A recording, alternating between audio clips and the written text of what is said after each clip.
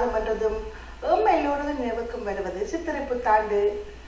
புத்தாண்டு பற்றிய பல்விதமான மாற்று கருத்துக்கள் நிலவினாலும் கூட இந்த சித்திரை மாதத்தில் புத்தாண்டு பற்றிய சிறு குறிப்புடன் இன்றைய ஆழ்நிகழ்ச்சியின் பிம்பம் பகுதிக்காக எமது நிருபர் இசபெலா.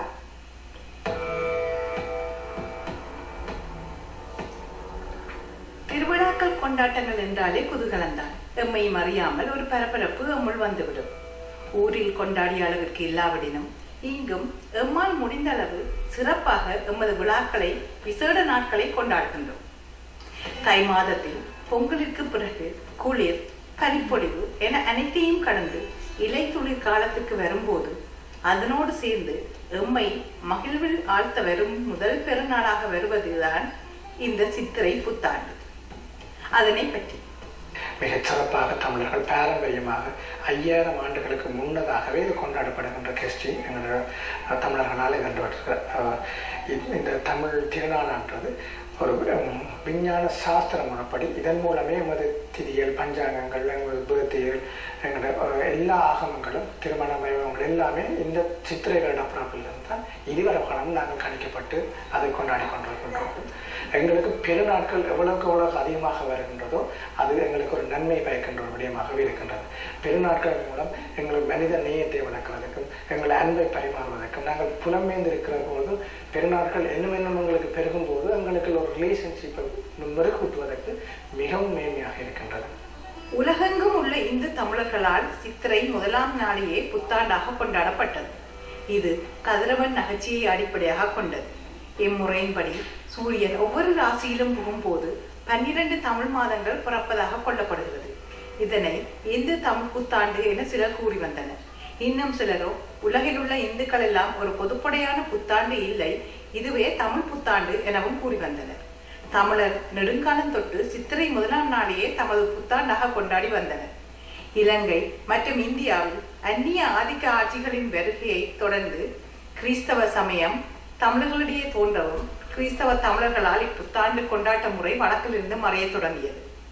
அதை போன்றே இஸ்லாம் மார்க்கம் தமிழர்களிடம் தோற்றம் பெற்றதை தொடர்ந்து அவர்களிடமும் இருந்து இப்புத்தாண்டு கொண்டாட்டம் வழக்கிலிருந்து மறைய தொடங்கியது. ஆனால் கடைசி வரை இந்த தமிழர்களிடம் மட்டும் இப்புத்தாண்டு கொண்டாட்டங்கள் தொடர்ந்ததாக கூறலாம். புது வருடம் ஜனவரி மாதமா ஏப்ரல் மாதமா, அதாவது தைப்பொங்கலை அண்டி வருகிறதா அல்லது ஏப்ரல் மாதம் நான் காலங்காலமாக கொண்டாடி வருகிறதா என்றது இன்றும் ஒரு பிரச்சனை.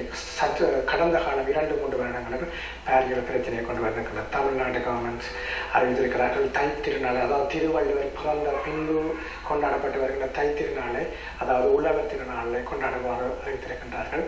சோழர் சாம்ராஜ்யம் எங்கெல்லாம் விரிந்திருந்ததோ, சிங்கப்பூரிலிருந்து இலங்கையிலிருந்து தமிழ்நாடு வரை எல்லா இடங்களிலும் இன்றும் சித்திரை புது வருடமாக கொண்டாடி கொண்டிருக்கின்றார்கள். இது ஒரு சித்திரை பௌர்ணமியோடு சேர்ந்து வருவதால் இது காலங்காலமாக இந்திர விழா என்றும் சில கிராமங்களில் பெரிய அளவில் விழா எடுத்து கொண்டாடுவது வழக்கமாக இருக்கின்றது. கிறிஸ்து பிறப்பிற்கு முன்னமே சித்திரையில் தமிழர் தமிழ் புத்தாண்டை கொண்டாடி இருக்கின்றனர். 3ஆம் நூற்றாண்டுகளிலேயே சூரியனையும் சந்திரனையும் வைத்து பஞ்சாங்கம் கணித்து சித்திரையில் விழா எடுத்தனர் எனவும் 8ஆம் நூற்றாண்டில் சிலப்பதிகாரத்தில் கூட ராசிகள் ஆரம்பிப்பது சித்திரையில் என கூறப்படுகிறது. தமிழ்நாட்டில் மட்டுமல்ல, பஞ்சாப், அசாம், வங்காளம் போன்ற இடங்களிலும் சித்திரை 13 அல்லது 14ஆம் தேதிகளில் தான் புது வருடம் கொண்டாடப்படுகிறது. சித்திரை வருட பிறப்பு இன்னும் நாங்கள் ஸ்ரீலங்காவிலிருந்து புலம்பெயர்ந்து இங்கே இன்னும் சிறப்பாக கொண்டாடி கொண்டிருக்கின்றோம். ஆனாலும் இங்கே ஹாலிடேஸ் எங்களுக்கு கனடாவில் மிக குறைவாகத்தான் இருக்கின்றது. கனடாவை பொறுத்தவரை உலகத்திலேயே மிக குறைவான ஹாலிடேஸ் கனடா என்று சொல்லலாம். அதுலேயும் சித்திரை வருட பிறப்புக்கு உங்களோட பிள்ளைகளே மார்ச் லீவு முடிஞ்சு சித்திரை வருட பிறப்பு ஹாலிடே கிடைக்கிறது. அதனால் நாங்கள் கொண்டாடப்படுறதுக்கு ஒரு தடைகள் ஏற்பட்டு கொண்டிருக்கின்றது.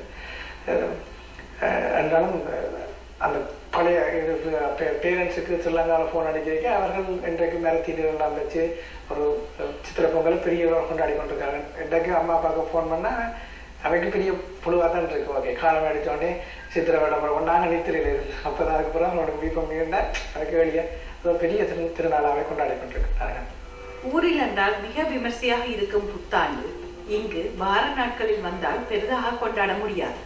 எனினும் எம்மால் முடிந்ததை நாம் செய்கிறோம் என்கிறார் நவஜீவன். தமிழ்நாடு அரசு 2008 தமிழர்களின் புது வருடம் தை தொடங்கும் நாளான தைப்பொங்கல் நாளிலேயே கொண்டாட வேண்டும் என அறிவித்தாலும் நாம் நீண்ட காலமாக கொண்டாடி வரும் சித்திரையின் புத்தாண்டு நாளை அவ்வளவு இலகுவில் மாற்றிவிட முடியாது. கல்வி சேடம் என்பது ஒரு பொருளாதார அபிவிருத்தியை நாங்கள் தமிழகம் பொருளாதார அபிவிருத்தியை மேம்படுத்தணுன்றக்காக கல்வி சேடம் கொடுத்தவர். இனிப்பு பொங்கி இனிப்பு பெறுவது எங்கள் அன்பை ஒரு ஸ்வீட்ஸ். இப்போ இப்போ நாங்கள் வேறு வேறு மச்சம் மாமிசங்களை சாப்பிடாமல் ஒரு பொங்கி சந்தோஷமாக எல்லாருமே பொங்கி பரிமாறி உறவினர்களை கூப்பிட்டு பரிமாறி இன்றைக்கு முழுத்தில் எங்களோட விசேட நாளை இன்று நாளை எல்லாம் நாங்கள் உறவினர்கள் வீடுகளில் விசிட் செய்து அவர்களுக்கு ஒரு அன்பை பரிமாறி கொண்டிருப்போம். கொண்டாட்டங்கள் குதூகலத்துடன் குடும்பத்தினருடனான நெருக்கத்தையும் கொண்டு வரும் என்பதில் ஐயமே இல்லை. இந்த புலம்பெயர்ந்து வாழ்கின்ற நாங்கள் இது போன்ற விழாக்களை மிக சிறப்பாக கொண்டாடுவது எங்களுக்குரிய ஒற்றுமை, எங்களுக்குரிய சமூக உறவு மேம்படுத்துறது, எங்களோட பொருளாதார நடவடிக்கையை மேம்படுத்துறதுக்கான தொடர்புகளையும் மிகவும் வலுவூட்டுவதாகவே இப்படியான திருநாட்கள் இருக்கின்றன.